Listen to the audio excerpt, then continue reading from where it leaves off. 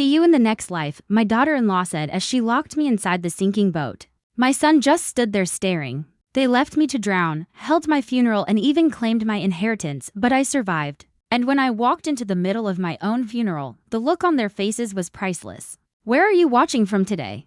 Drop your location in the comments below and don't forget to hit like and subscribe. But let me go back and explain how I ended up fighting for my life in the middle of Lake Morrison. At 2 in the morning, watching my own family sail away while water rushed through the hull beneath my feet. It all began 3 weeks earlier. On what should have been the happiest day of my life, my 70th birthday. I had been looking forward to it for months, planning a small celebration with my son David and his wife Jessica. Ever since losing my husband Frank 2 years ago, those family moments had become incredibly precious. I should have known something was wrong when Jessica insisted on having the party at their lake house instead of mine, Mom. Eleanor, she said in that sweet voice that always made my skin crawl just a little. You deserve to be pampered on your special day. Let us handle everything, David nodded enthusiastically, his dark eyes bright with what I believe was affection. Mom, you've done so much for us. It's time we returned the favor, and they had done a lot for me, or so I thought. They moved in after Frank died, helped manage my finances when I felt too overwhelmed, took care of the house maintenance I couldn't handle alone. Such devoted children. Or so it seemed. The birthday dinner itself was perfect, I'll admit. Jessica had made all my favorites, pot roast with the little potatoes I love, fresh garden green beans, and a chocolate cake I know would have made Frank smile. We sat on their deck overlooking the lake, watching the sunset paint the water gold and red. To Mom, David said, raising his wine glass. The strongest woman I know, Jessica clinked her glass against his. To family, she added, though her smile didn't quite reach her eyes. I should have paid attention to that smile after 30 years as a high school principal. You'd think I would have learned to recognize trouble when I saw it. But grief does strange things to your judgment. And I was so hungry for their attention, so grateful to feel loved again. I have something for you. Mom, David said, reaching into his jacket. He pulled out a thick, official-looking envelope. We wanted to make this birthday extra special. Inside was a deed transfer, my house. The home Frank and I bought as newlyweds, where I raised David. Where every corner held 45 years of memories, now belonged to Jessica, sweetie. I don't understand, I said, my hands shaking as I read. When did I sign this? Last month, Jessica answered smoothly. When you came over feeling so confused about those bank statements, remember? We explained it would be easier for me to handle your affairs, given your condition, my condition. That's what they had started calling the normal moments of forgetfulness, misplaced glasses, lost receipts, the tiny signs of aging they twisted into evidence that I was slipping. But this is my home, I whispered, and now it's safe, David replied, his voice gentle but firm. Mom, you've been struggling. The bills piling up, forgetting appointments. This way you don't have to worry about anything. What bills? I asked. I've never missed a payment in my life. They exchanged one of those looks. The kind that made me feel like I was watching a conversation I wasn't part of. Mom, Jessica said carefully. You've been sending checks to that charity scam again.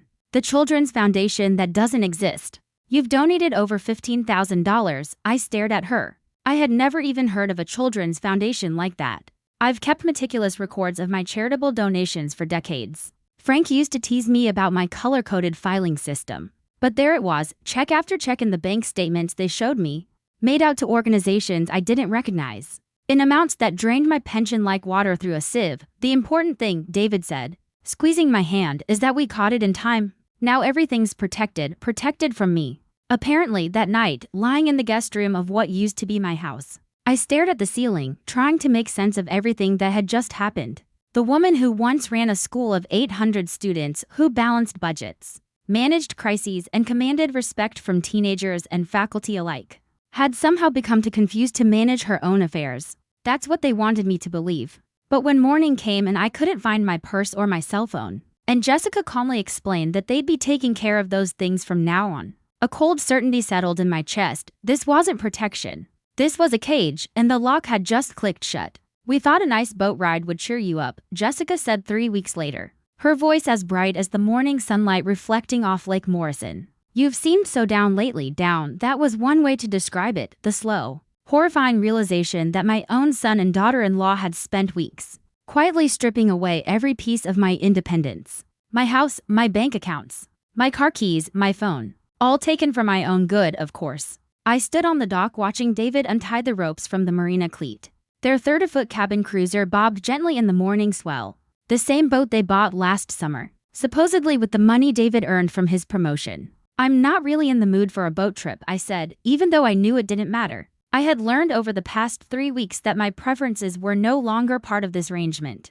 Nonsense, Jessica laughed, that musical laugh that used to charm me and now made my teeth ache. Fresh air will do you wonders. Besides, we have something important to discuss with you, something important. Those words had stopped meaning anything good a long time ago. I climbed aboard, taking David's steadying hand, even though every instinct screamed at me to turn back. But turn back to what? The woman who had been Eleanor Franklin, homeowner, respected educator, had somehow become Eleanor, the confused elderly dependent who relied entirely on the kindness of her so-called caregivers. We motored out into the lake, the engine's rumble filling the silence between us. It was a beautiful morning, the kind Frank and I used to dream about. We'd planned to buy a boat after he retired and spend our golden years exploring the lakes. We never had time to visit. Instead, Frank died of a heart attack 2 weeks before his retirement party, and I spent my golden years signing papers I didn't understand, while my life disappeared piece by precious piece, you know. Mom, David said once we reached deeper water,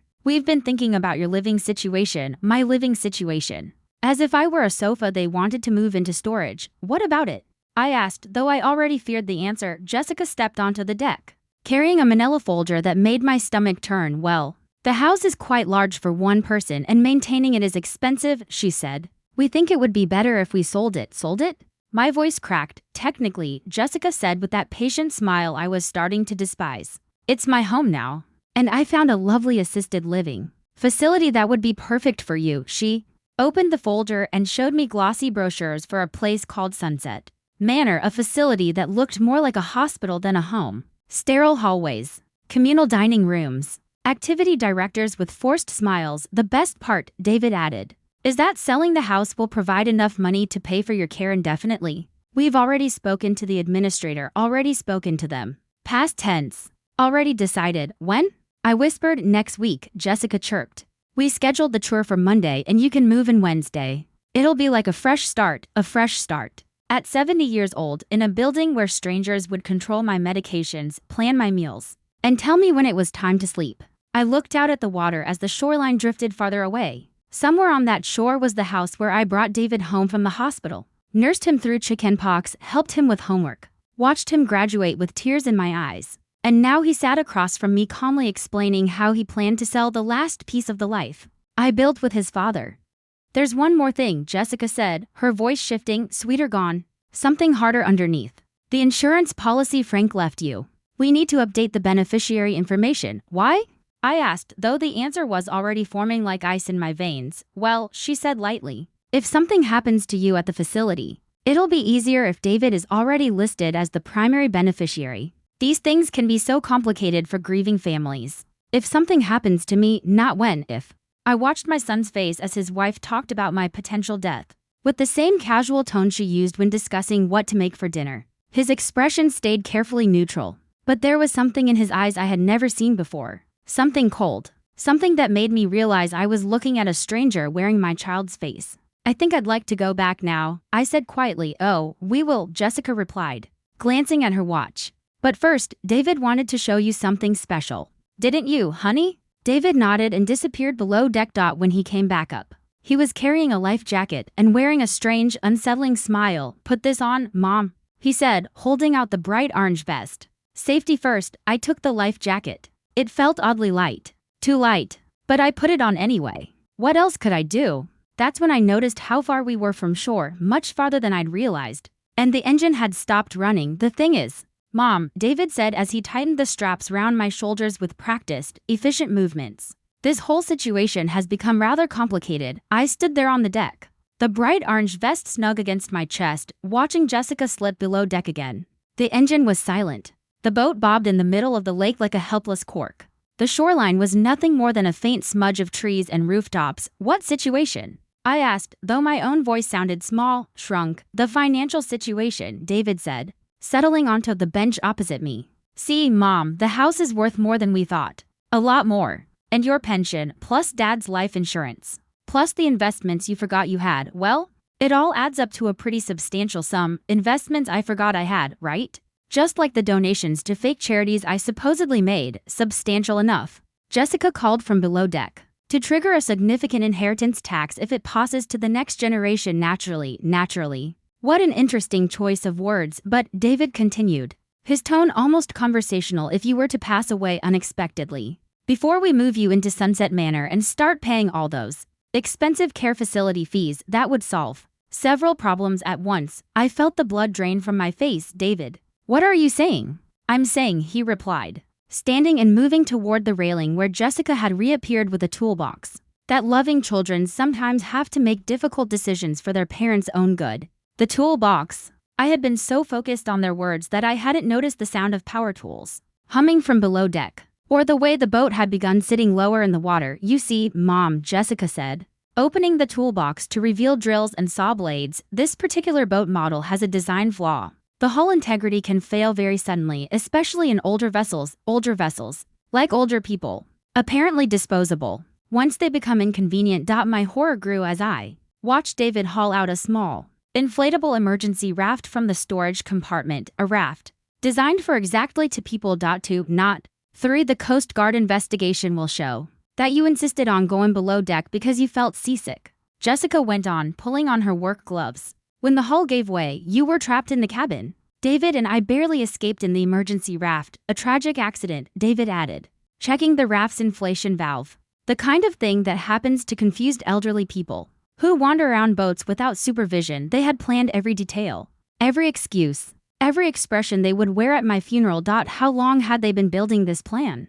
Had they discussed it over dinner while I sat alone in my old guest room? Had they practiced their shocked faces in the mirror? The best part, Jessica said, and I realized with a jolt that she was enjoying this, is that everyone already believes your mental faculties are slipping. So who's going to question the story when the poor, confused old woman makes a fatal mistake? I looked around the boat again, and suddenly the missing pieces snapped into place. The absent safety equipment, the silence of the engine, the vast empty stretch of water around us, far too distant for anyone to hear me scream. The realization hit me all at once. The life jacket felt wrong because they had probably removed most of the flotation material. But here's the thing about being a high school principal for 30 years. You learn how to stay calm in a crisis. You learn to think clearly when teenagers are screaming, parents are threatening, and school board members are demanding impossible solutions to impossible problems. And you learn one universal truth: bullies always make the same mistake. They underestimate their victims. There's just one problem with your plan, I said, keeping my voice steady despite the terror racing through my veins. What's that, Mom? David asked, sounding like he was humoring a child. You forgot about Mrs. Patterson. Jessica frowned. Your neighbor? What about her? She saw me leave with you this morning, I said, which was true. And she knows I didn't want to go on this boat trip, because I told her so yesterday when she came over for coffee. Not true. But they didn't know that. She also knows, I continued, about the documents you've been forging, because I gave her copies of everything before you took my keys away. Definitely not true. But I saw something flicker across Jessica's face. Doubt. You're lying, David said. But some of the confidence had drained from his voice. Am I? I slipped off my wedding ring and held it up so they could read the inscription. Frank had engraved 47 years ago.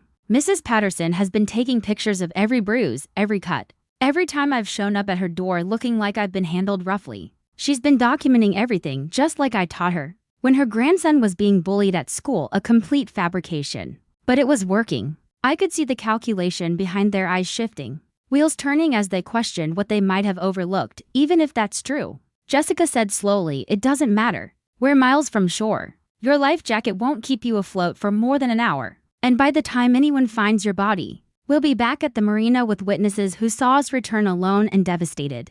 And she was right. But she had also made one critical mistake. She told me exactly how much time I had left. Water was seeping through the holes they drilled in the hull, and the boat was sinking faster now. They had inflated the emergency raft and were preparing to abandon ship, leaving me behind on what they intended to be my floating grave. One more thing, Mom, David said as he helped Jessica lower the raft into the water. In case you're wondering, this isn't personal. It's just business. My murder was just business, actually. It is a little personal, Jessica corrected, checking the emergency supplies. You never liked me, Eleanor. You always thought David could do better. She wasn't wrong, but I had kept those opinions to myself. Apparently, that hadn't been enough, and frankly, she added, listening to your stories about the good old days and your perfect marriage to Frank was getting really tiresome. Some of us have real problems to deal with, real problems. Like inheriting a fortune from the woman they were murdering. My heart twisted. They climbed down into the raft and David looked up at me one last time. For a tiny moment. I thought I saw the boy I'd raised, the child who cried when he skinned his knee, who called me his best friend on handmade Mother's Day cards. But then Jessica said, "Come on, honey. We need to get back before someone notices how long we've been gone," and the moment disappeared. "See you in the next life, Eleanor," Jessica called as they paddled away from the sinking boat. I watched them vanish into the morning mist, their voices drifting back across the water, as they discussed the timeline for reporting the accident and which expressions of grief would look the most convincing. Then silence, except for the sound of water flooding the hull and the very real possibility that I was about to die in the middle of Lake Morrison. But there was one thing my devoted family didn't know about me. I hadn't always been a high school principal. Before I married Frank and settled into a respectable life of education and community service, I had been Eleanor McCarthy, and Eleanor McCarthy had spent 4 summers working as a lifeguard at Camp Wildwood. I could swim. I could swim very well. I could also tie knots, read water currents, and most importantly, I could think clearly under pressure. The first thing I did was assess my situation objectively. The boat was sinking, but slowly. I had maybe 20 minutes before it went under completely. My life jacket had been sabotaged, but not entirely. They'd left enough flotation material to make it look legitimate, while ensuring it wouldn't keep me alive for long. But 20 minutes was more time than they'd intended to give me. I went below deck and found the emergency supplies they'd left behind. A waterproof flashlight, an emergency blanket, and a small container of drinking water. They'd probably forgotten these items in their excitement over the main event. I also found something even more valuable. David's cell phone dropped behind the small galley table when he'd been preparing their escape raft. The phone was locked, but I knew David. He'd been using the same 4-digit code since high school, the year he graduated. Some things never change, even in murderers. I called 911 and gave them my location as precisely as I could, based on landmarks I could still see in the distance.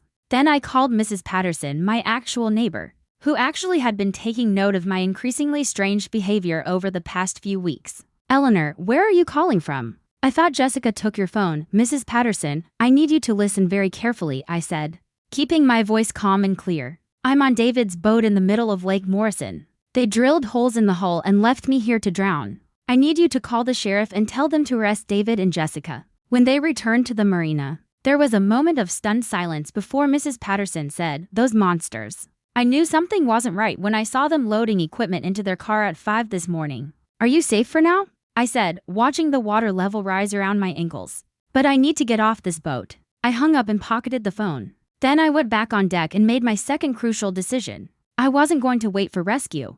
I took off the sabotaged life jacket and found a better option. A seat cushion that was designed to function as a flotation device. It wouldn't keep me comfortable, but it would keep me alive long enough to swim to shore. The water was cold when I lowered myself over the side, but not dangerously so. September in Minnesota meant the lake temperature was still tolerable, especially for someone who'd once completed a 2-mile swim across the entire width of Lake Wildwood on a dare. I began swimming toward shore with steady, efficient strokes, conserving my energy and focusing on my breathing. Behind me, I could hear the boat's final death throes as it settled into its watery grave. I thought about David and Jessica probably pulling up to the marina right about now, preparing to call the authorities with their tragic news. I thought about the tears Jessica would cry for the cameras, and the way David would hold her as they described my final, confused decision to go below deck just as the hull failed. I thought about the funeral they'd planned and the inheritance they'd celebrated, and the new life they'd imagined building on the foundation of my death. And I smiled because they were about to learn what every student who'd ever underestimated me had learned.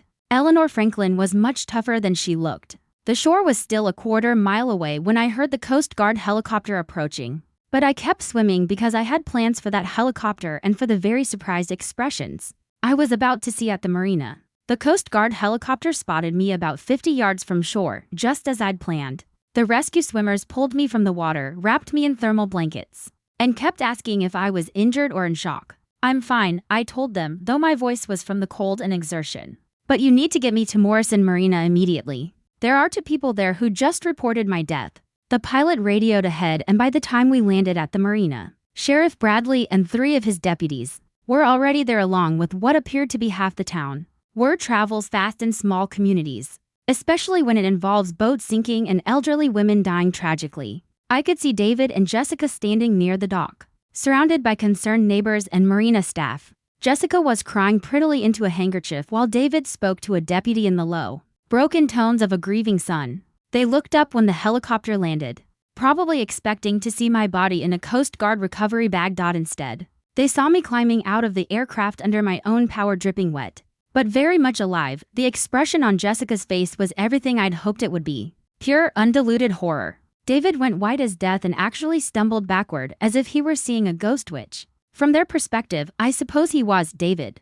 Jessica, I called out, walking toward them with the Coast Guard crew flanking me. I'm so glad you made it back safely. I was worried about you when the boat started sinking. The crowd of onlookers fell silent, sensing that something wasn't quite right about this reunion. Mom. David's voice cracked on the word. But how did you? We thought you were drowned, I supplied helpfully. Yes, I'm sure you did. But you forgot that I used to be a lifeguard. Funny how that works out. Sheriff Bradley stepped forward, his sharp eyes moving between the three of us. Mrs. Franklin, your son and daughter-in-law just finished telling us about the terrible accident that claimed your life. They seemed quite certain you'd gone down with the boat. How odd, I said, wringing water from my hair, since they were the ones who drilled the holes in the hull and left me there to die. The gasp from the crowd was audible. Jessica made a choking sound and swayed as if she might faint. David opened and closed his mouth like a fish, but no words came out. That's impossible. Jessica finally managed. Eleanor, you're confused. The trauma of nearly drowning has obviously affected your memory. We would never. You would, and you did, I interrupted, pulling David's cell phone from my waterproof pouch. And fortunately, you left this behind. It contains a very interesting recording of our conversation right before you tried to murder me. I hadn't actually recorded anything, but they didn't know that. And in their panic, David's face told me everything the sheriff needed to know. I think we need to continue this conversation at the station, Sheriff Bradley said, motioning to his deputies. All three of you, this is insane, Jessica snapped, her composure finally cracking completely. She's a confused old woman who's been making up stories for weeks. We've been trying to take care of her and she's obviously having some kind of breakdown.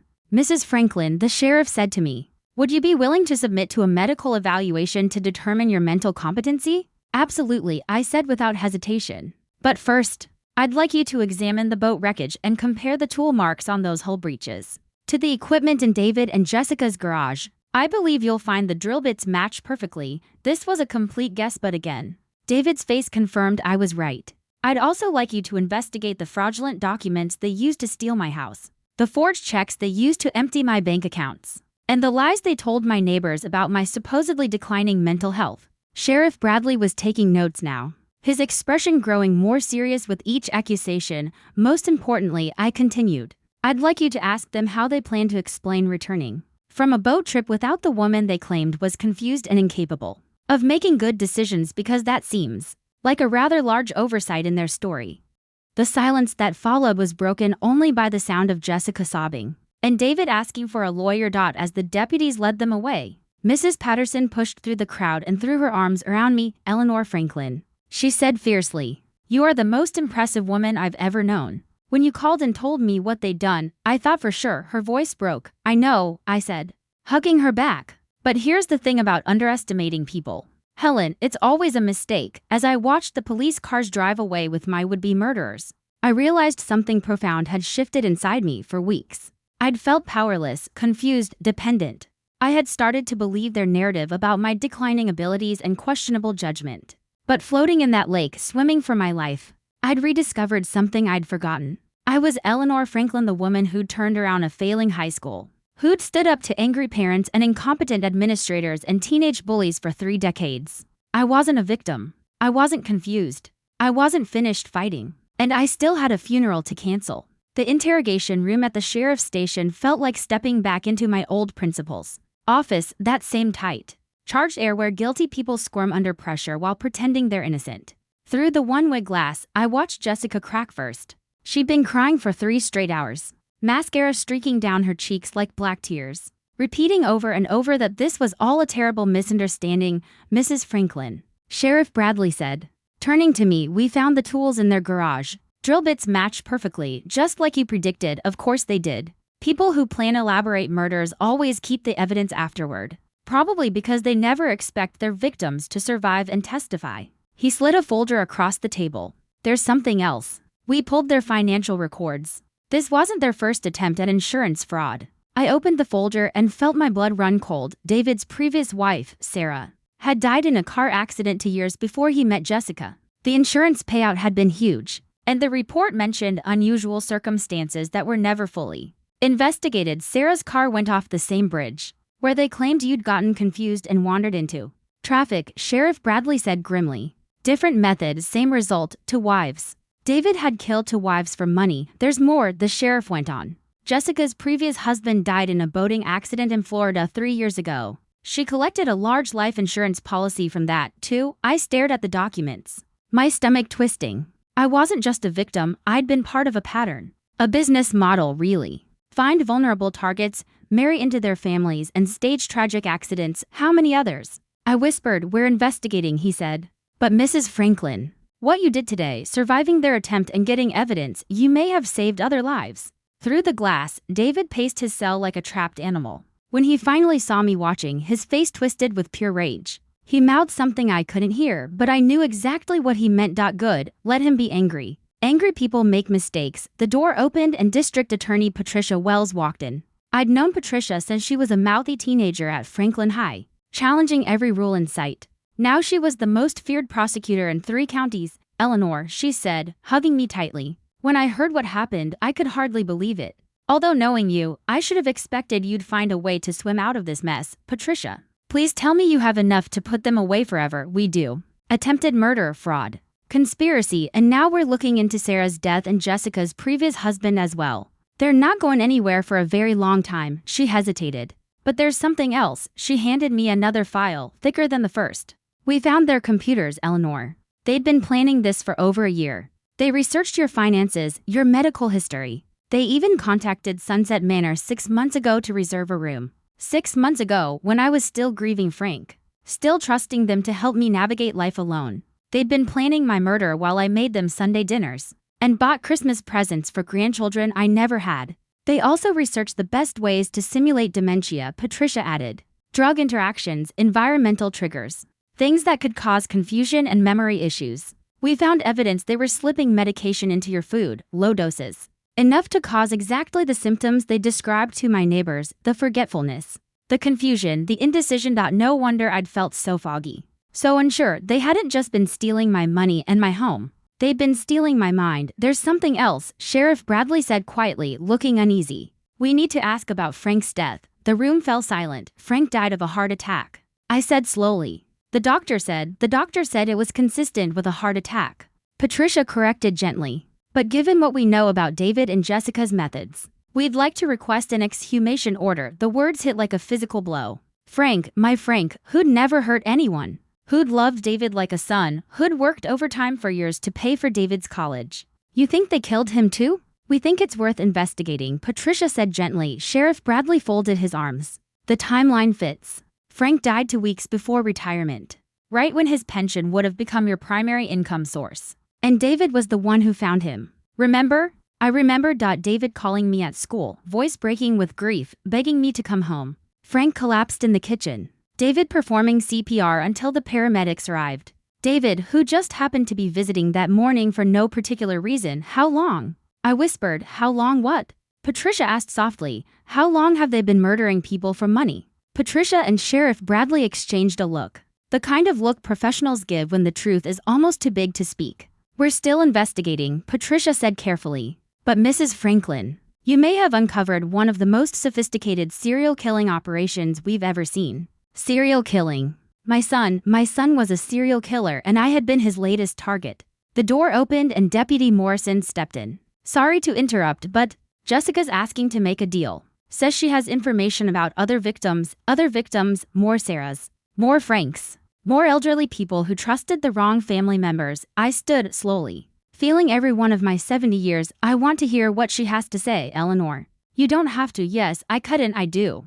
Those people died because I didn't see what was right in front of me. Frank died because I didn't protect him. The least I can do now is make sure their families get justice too. Through the glass, I watched Jessica wipe her eyes, preparing to confess. She looked so young, so breakable. If I'd met her anywhere else, I might have thought she was someone's beloved daughter who'd made mistakes and deserved Compassion, but she wasn't. She was a monster who collected husbands and insurance policies like trophies. What she didn't know was this. I'd spent 30 years dealing with manipulative teenagers who thought they could charm their way out of consequences. And I'd never met one who was smarter than me. We started small. Jessica whispered in the conference room, her hands shaking. She'd agreed to cooperate for a plea deal that would keep her off death row, though she'd still die in prison. I sat across from her, taking notes like I was grading essays. Some habits never die. My first husband, Robert, was genuinely accidental, she said. He had a heart condition. When he died during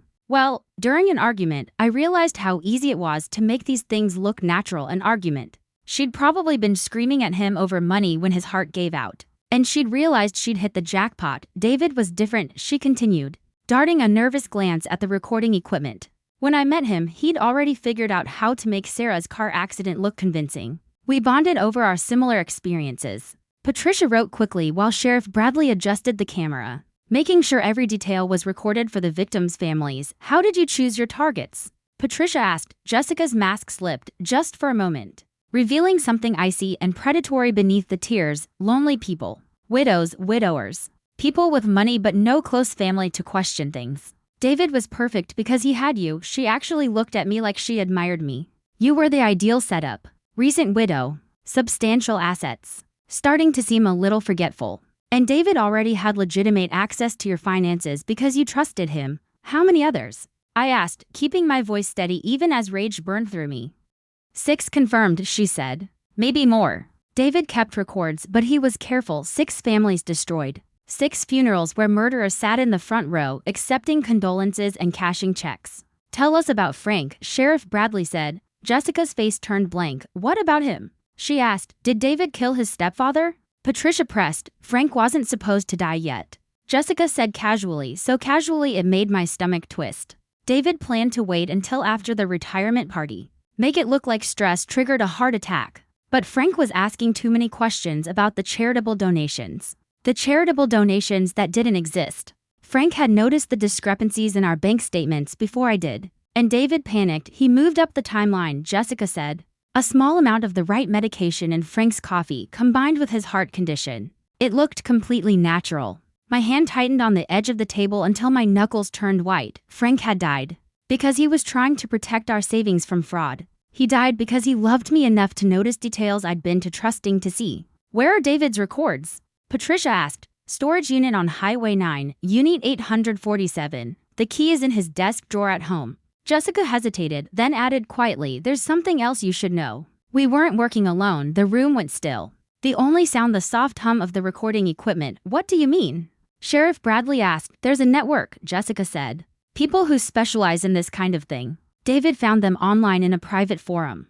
They share techniques, target information, even help each other build alibis. A network. A whole community of people who murdered their own families for inheritance money. They call themselves the Family Planning Group, she added with a bitter laugh. Like some sick joke. David was planning to recruit others. Expand the operation. How many people are in this network? Patricia asked. I don't know exactly. David said there were chapters in 12 states. Hundreds of members. Maybe thousands. I felt the blood drain from my face. How many elderly people had died in accidents these past few years? How many times had a grieving spouse, sibling, or child stood at a funeral pretending to mourn while insurance money filled their accounts? The forum moderator goes by the name Inheritance, Jessica continued. Real name is Thomas Morrison. He lives in Chicago and's been running this operation for over a decade. Morrison. Like the lake where they tried to kill me. David chose the lake as a tribute to him, Jessica said, noticing my reaction. Thomas Morrison was his mentor. Taught him how to make accidents look convincing. We'll need access to the forum.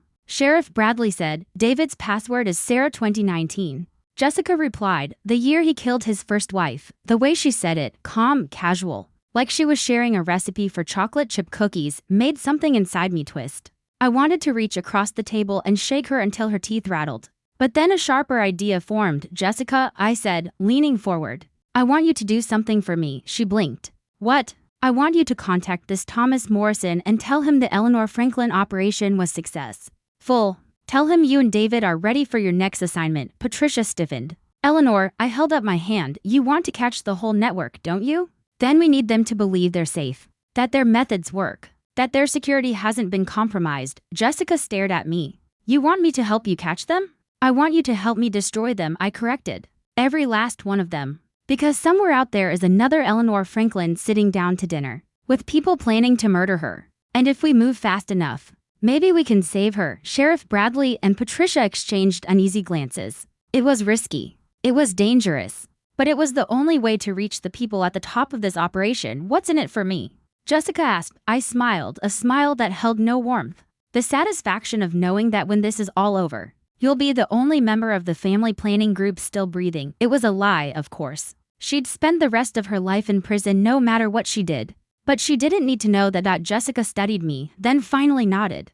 Okay, I'll do it. As we prepared the undercover operation, I realized something inside me had shifted. 3 months ago, I had been Eleanor Franklin, a grieving widow who wanted nothing more than a quiet life and people she could trust. Now I was Eleanor Franklin, the woman who was about to single-handedly bring down a network of family killers, and I was going to enjoy every moment of it. The storage unit David had rented felt like stepping into the office of a meticulous accountant, if accountants specialized in murder instead of tax returns. Files were ranged alphabetically by each victim's last name. Photographs documented their daily routines. Insurance policies were highlighted to show precise payout amounts. Medical records were tucked into folders, obtained through methods I preferred not to imagine.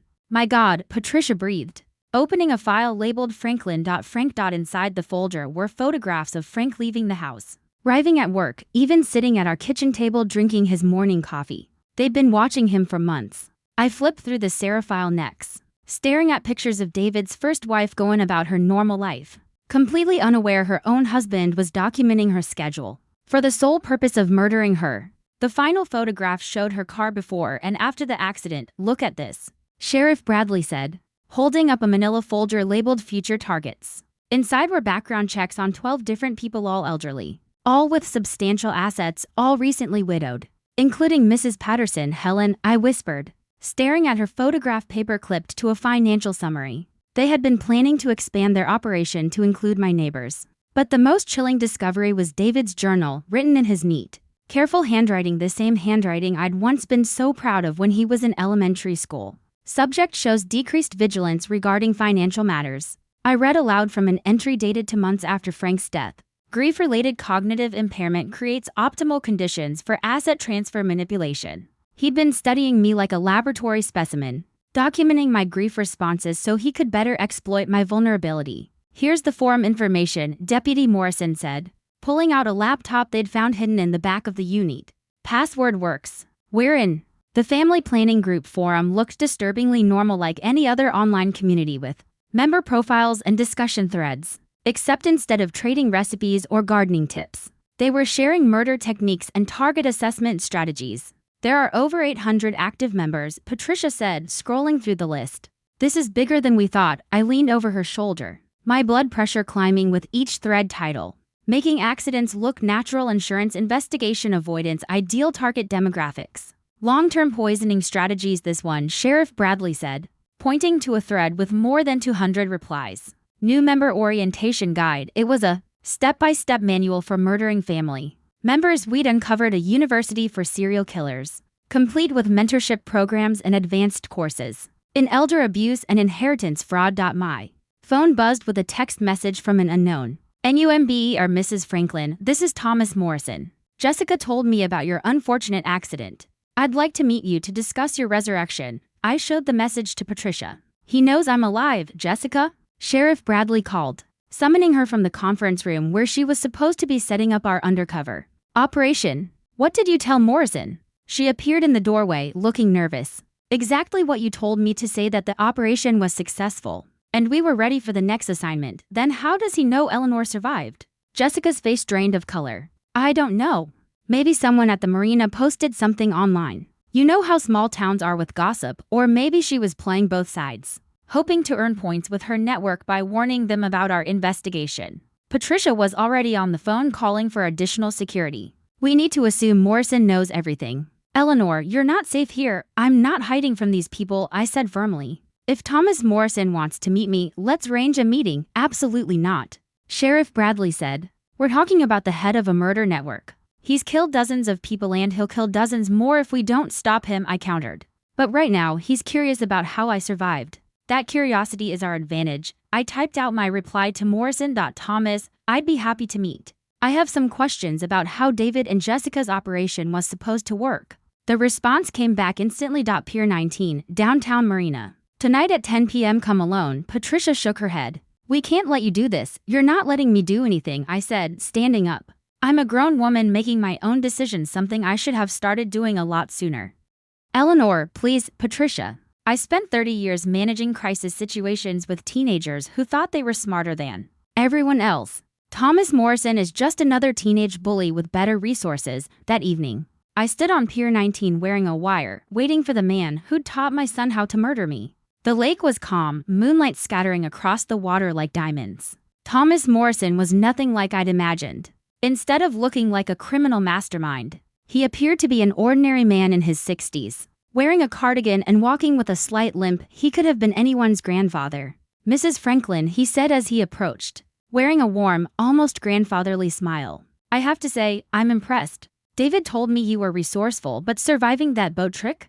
That takes real skill. Years of lifeguard training, I replied calmly. Funny how old skills come back when you need them, he chuckled. Indeed. Double quotes, you know, he continued, hands tucked casually into his cardigan pockets. I've been in this business for 15 years, and I've never had a target not only survive, but then actively pursue their would-be killers. It's fascinating, business. He called murdering families a business. I'm curious about something, Thomas, I said. How did you know I was alive? His smile widened. Because I've been watching you for months, Eleanor. David was talented, but he was impatient. I prefer a more thorough approach. That was when I noticed the red laser dot dancing on my chest. You see, Thomas went on, David's mistake wasn't in the execution of your murder. His mistake was not verifying your death before celebrating his success. The sniper was behind me somewhere, probably stationed on one of the boats moored in the harbor, but don't worry, Thomas said kindly, almost sympathetically. This will be much quicker than drowning and far less traumatic for the witnesses who find your body tomorrow morning. That's when I smiled. Thomas, you made the same mistake David and Jessica made, and what's that? He asked. You underestimated me. I lifted my hand, and instantly, every light on every boat in the marina exploded to life. FBI agents emerged from behind railings, boat cabins, dock crates everywhere. The red dot vanished from my chest as a SWAT sniper took out Morrison's shooter, you see. I said as agents closed in on him. When you've been a high school principal for 30 years, you learn to plan for every scenario, including the one where the master criminal thinks he's smarter than the retired educator. Thomas Morrison's confident expression collapsed into pure terror in a single heartbeat. Mrs. Franklin, he hissed as agents cuffed him. You don't know what you've done. This organization is bigger than you can imagine. You'll never be safe. Maybe not, I said. But hundreds of potential victims will be. And that matters more than my safety. As they escorted him away, my thoughts drifted to Frank. To Sarah. To every victim who had trusted the wrong person and paid for it with their life. By morning, the FBI would be arresting family planning group members across 12 states. The network that had operated in the shadows for more than a decade was about to be destroyed by one very angry principal who refused to become another statistic.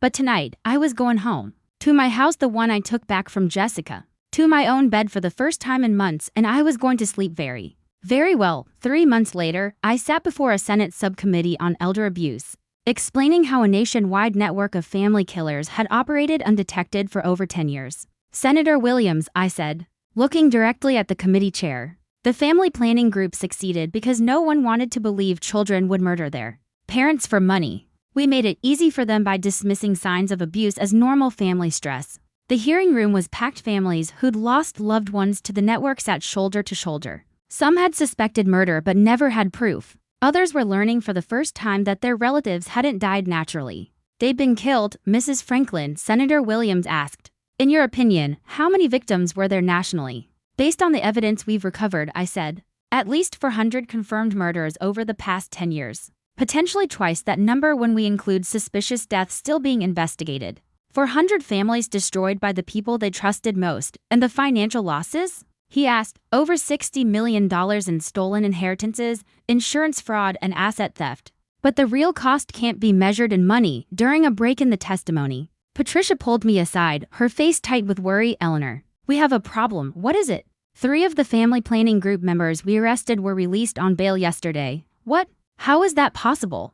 Expensive lawyers and technicalities, she said, rubbing her temples. They're arguing that the evidence from the forum was obtained illegally. She looked exhausted. We might lose some of these cases. Which members? I asked sharply. Thomas Morrison's lieutenants. Marcus Webb from Denver. Sarah Chen from Phoenix. And Jennifer Martinez from Dallas, she said quietly. They ran the 3 largest regional chapters. I felt a cold shiver run straight down my spine. Where are they now? I asked. Unknown, Patricia said. They disappeared within hours of making bail that afternoon. While I was reviewing my testimony notes in my hotel room, my phone buzzed with a call from an unknown number. Eleanor. Franklin, the voice on the other end was electronically distorted. You've caused considerable disruption to our organization. I certainly hope so, I replied, giving Patricia a subtle signal to start tracing the call. You cost us millions of dollars and exposed years of careful work, the voice said. That requires a response. Let me guess, I said. You're going to threaten my life, the caller chuckled. Nothing so crude. We're going to do something much more creative. The line went dead. Within an hour, my phone exploded with calls from neighbors, friends, even reporters. Someone had dumped my private information online, everything. My financial details, medical records, daily routines, even the layout of my home security system. They've made you a target for every con artist and criminal in the country, Patricia said grimly. Your personal information is all over the dark web, but the real shock came that evening. When I pulled into my driveway, I saw Mrs. Patterson sitting on her front porch, crying so hard she could barely breathe. Eleanor, they took Charlie, she sobbed, talking about her 12-year-old grandson who lived with her. Took him where? I asked. I don't know, she stammered. 2 men came to the door this afternoon. They said they were from Child Protective Services. They had paperwork, official-looking paperwork saying I was an unfit guardian. They took Charlie and said they'd contact me about visitation. My stomach dropped. Mrs. Patterson. Those men weren't from CPS, I said quietly. They were kidnappers. What? She gasped. But the badges, the forms, all fake, I said. This is retaliation. They're targeting the people who helped me survive. I called Patricia immediately. They've escalated, I told her. This isn't threats anymore. They're kidnapping the families of witnesses. We'll find Charlie. Patricia promised. But Eleanor, you need to disappear until we arrest the rest of the network. They're clearly willing to hurt innocent people to get to you. I'm not disappearing, I said firmly. But I am going to end this. That night, I did something the old Eleanor Franklin would have never even imagined. I contacted Thomas Morrison in federal custody and offered him a deal. Thomas, your organization is falling apart, I told him. Your lieutenants are desperate enough to kidnap children. That kind of chaos will bring heat you can't survive. What do you want, Eleanor? He asked. I want the location of every safe house, every planned operation, and every member still free. In exchange, I'll testify that you cooperated with the investigation. And why would you do that? He asked. Because a 12-year-old boy's life is worth more than my revenge. Thomas went silent for a long, heavy moment. They have contingency plans you don't know about, he finally said. Burning down the network will be dangerous for everyone. More dangerous than letting them keep murdering families? I asked. Another pause. Then, meet me tomorrow at the federal facility. I'll tell you everything I know. But Eleanor, once we start this, there's no going back. They'll never stop hunting you. Good, I said. I'm tired of running from bullies. The next morning, I walked into the federal detention center with a list containing every family planning group member Thomas had identified, along with their locations and planned operations. What he told me in that meeting would either save hundreds of lives or get me killed. But at 70 years old, after surviving a murder attempt and dismantling a national killing network, I was beginning to understand something. Eleanor Franklin was far braver than she had ever believed. 6 months later, I stood in a federal courthouse in Chicago as Marcus Webb, the last of the family planning group leaders, received a life sentence without parole. This concludes the largest elder abuse prosecution in United States history, Judge Harrison announced. 437 defendants convicted, over 600 victims identified, and an estimated 800 potential targets saved from harm. The courtroom erupted in applause from families who had attended every day of the trials. Some were finally getting justice. Others were celebrating the relatives who'd been saved. In the gallery, Charlie Patterson, safe, smiling, whole, waved at me. The kidnappers had been hiding him in a safe house Thomas had revealed during his cooperation. FBI agents found him within 48 hours unharmed, but angry enough to bite one of his captors. Mrs. Franklin, Judge Harrison continued, The court would like to recognize your extraordinary courage in exposing this criminal network. Without your survival and subsequent investigation, hundreds more innocent people would have died. I stood as the courtroom applauded once again. 6 months ago, I had been a confused widow, struggling to understand why my bank statements didn't make sense. Today, I was the woman who had dismantled the most sophisticated family murder network in American history. But the real victory wasn't in the courtroom. It came in the form of a phone call that morning from Dr. Sarah Mitchell, the geriatrician now treating me. Eleanor, I finished reviewing all your medical tests from the past year. The cognitive issues you experienced were entirely due to the drugs David and Jessica were giving you. Your brain function is completely normal for a woman your age. Normal. I wasn't losing my mind. I wasn't becoming confused or incompetent. I had been systematically poisoned by people who wanted me to believe I was helpless. After the sentencing, Patricia and I walked to the parking garage together. So, what's next for the famous Eleanor Franklin? She asked. Well, I said, the book deal should cover my retirement expenses nicely. And the movie rights will fund the foundation I'm starting, the Frank and Eleanor Foundation for Elder Protection. We're going to teach families how to recognize financial abuse and provide legal support for elderly victims. Patricia smiled. Let me guess you're going to be personally involved in every case. Someone has to be, I said. These criminals count on their victims being too ashamed or confused to fight back. But they've never dealt with a whole foundation full of angry grandmothers who know exactly how their games work. As we reached my car, Patricia handed me a final envelope. What's this? I asked. A letter from David. He wants to see you. I looked at it without opening it. What does he want? Forgiveness? Or maybe an explanation for why he did it? I thought about the son I had raised, the little boy who had made Mother's Day cards for me, called me his best friend. Then I thought about the man who drilled holes in a boat hull, left me to struggle in the water, and planned which restaurants he would visit with my inheritance money. You know the difference between David and Thomas Morrison? I asked Patricia. What? She said, Thomas Morrison was a stranger who chose to become evil. David was my child who chose to become a monster. That's actually worse, she said softly. I tore up the envelope without reading it. Some people don't deserve forgiveness, I said. They deserve consequences. That evening, I sat in my reclaimed living room, surrounded by the belongings David and Jessica had cataloged for sale. My wedding photos were back on the mantle. Frank's chair was in its proper place by the window. The house finally felt like home. Mrs. Patterson knocked on the door, carrying a plate of cookies and a bottle of wine. Celebration dinner? She asked. Perfect, I said, letting her in. I was just thinking about how much has changed. We settled in the kitchen where it all started. The place I first noticed the strange bank statements and Jessica's too convenient explanations. Do you ever regret fighting back? Mrs. Patterson asked. I considered the question while pouring wine. 6 months ago, I could have quietly disappeared into Sunset Manor, let them steal everything Frank and I had worked for, and lived out my days in medicated docility. Helen, do you know what I learned from all this? I asked. What? At 70 years old, I discovered I was much stronger than anyone ever gave me credit for, including myself. I raised my glass. To Frank, I said, who would be proud that I finally stopped letting people underestimate me. To all the victims who didn't survive to get justice. And to the fact that sometimes the best revenge isn't getting even. What is it, then? She asked. I smiled, thinking of the Foundation's first case, a 75-year-old woman in Seattle, whose son was trying to steal her retirement savings using methods nearly identical to David and Jessica's playbook. Unlike me, she wouldn't have to figure it out alone. The best revenge, I said, is making sure it never happens to anyone else. Outside, the lake where they'd tried to kill me reflected the moonlight like scattered stars. Tomorrow, I would wake up in my own house, drive my own car, and manage my own money. I'd use Frank's life insurance, the money they had killed him to steal, to protect other families from experiencing the same tragedy. David and Jessica would spend the rest of their lives in prison, remembered only as cautionary tales of greed and betrayal. But Eleanor Franklin?